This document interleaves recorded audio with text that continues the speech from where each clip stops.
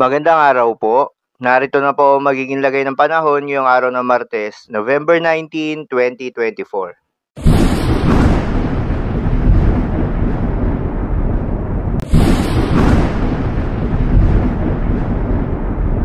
Sa kasalukuyan na tayo sa pag-asa, northeasterly surface wind flow at shear line o yung salubungan ng malamig na hangin at mainit na hangin ang nakakaapekto ngayon sa may extreme northern Luzon. Dahil dito, asahan yung maulap na kalangitan na may kasamang mga pagulan. Easterlies naman o yung mainit na hangin galing sa karagatang Pasipiko ang nakakaapekto naman sa may eastern Visayas at Mindanao. Kaya naman asahan yung bahagyang maulap hanggang sa maulap na kalangitan na may kalat-kalat na mga pagulan o thunderstorms. Habang sa nalalabing bahagi ng ating bansa, ay asahan naman yung mga localized thunderstorms na umiiral tuwing hapon o gabi. Dahil dito, asahan naman yung mataas na tsansa ng mga pagulan o thunderstorms pagsapit ng hapon o gabi. Samantala, yung bagyong Manny o yung dating si bagyong Pepito ay patuloy na kumikilos papalayo ng ating bansa. Huli nga itong namataan ng pag-asa sa layong 785 kilometers west ng Kalayang, Cagayan. Taglay pa rin ang lakas ng hangin na umaabot sa 95 kilometers per hour malapit sa gitna at pagbugso na umaabot sa 115 kilometers per hour. Kumikilos westward sa bilis na 15 kilometers per hour.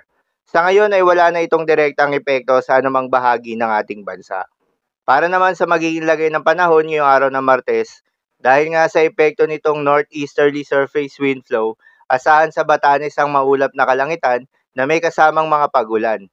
Posible ang mga pagbaha o pagguho ng lupa dahil sa katamtaman hanggang sa kung minsan ay malakas na pagulan. Habang sa Babuyan Islands ay asahan naman yung maulap na kalangitan na may kalat-kalat na mga pagulan at thunderstorms. Dulot naman yan ng shear line. Posible rin ang mga pagbaha o pagguho ng lupa dahil sa katamtaman hanggang sa kung minsan ay malakas na pagulan. Habang sa Caraga at Northern Mindanao ay asahan rin yung maulap na kalangitan na may kalat-kalat na mga pagulan at thunderstorms.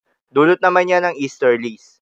Posible rin ang mga pagbaha o pagguho ng lupa dahil sa katamtaman hanggang sa kung minsan ay malakas na pagulan. Habang sa Bicol Region, Eastern Visayas at Davao Region ay asahan naman yung bahagyang maulap hanggang sa maulap na kalangitan na may kalat-kalat na mga pagulan o thunderstorms. Dulot pa rin yan ng easterlies. Posible rin na mga pagbaha o pagguho ng lupa during severe thunderstorms. Habang sa Metro Manila at nalalabing bahagi pa ng ating bansa, ay asahan rin yung bahagyang maulap hanggang sa maulap na kalangitan na may kalat-kalat na mga pagulan o thunderstorms. Dulot naman yan ng mga localized thunderstorms. Posible rin na mga pagbaha o pagguho ng lupa during severe thunderstorms. Madalas nabobo ang mga thunderstorms na ito tuwing hapon o gabi na nagtatagal ng 1 hanggang 2 oras. Kaya naman ingat sa mga posibleng banta ng pagbaha o pagguho ng lupa. Para naman sa magiging lagay ng mga dagat baybayin, ayon sa pag-asa ay may nakataas pa rin tayo na gale warning sa mga seaboards ng Batanes, Babuyan Islands at northern coast ng Ilocos Norte.